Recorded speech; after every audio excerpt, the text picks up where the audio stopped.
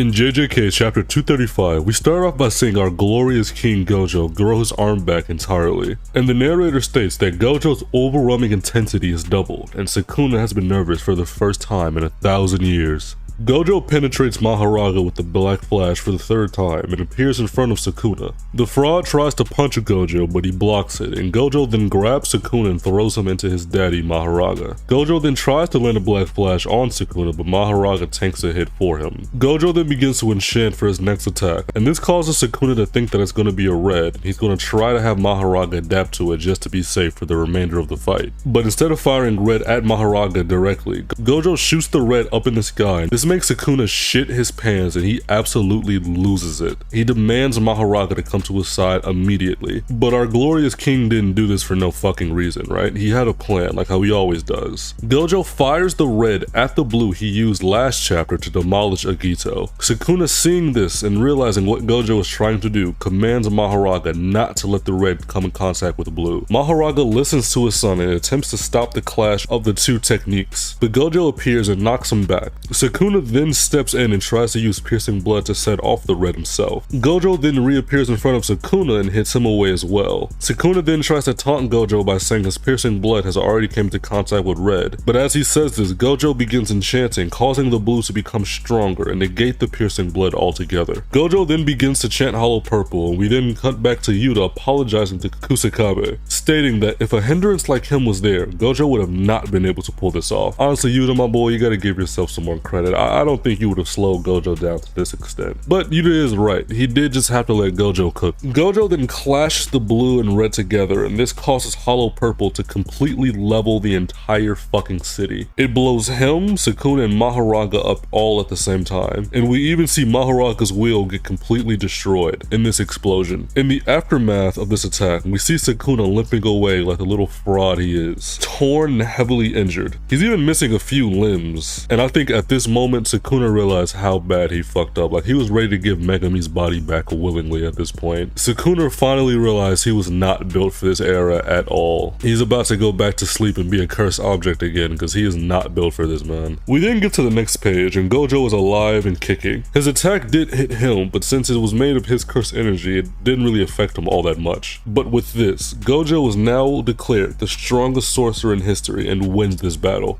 That's what I'm talking about! That's why he's the MVP! That's why he's the GOAT! The GOAT!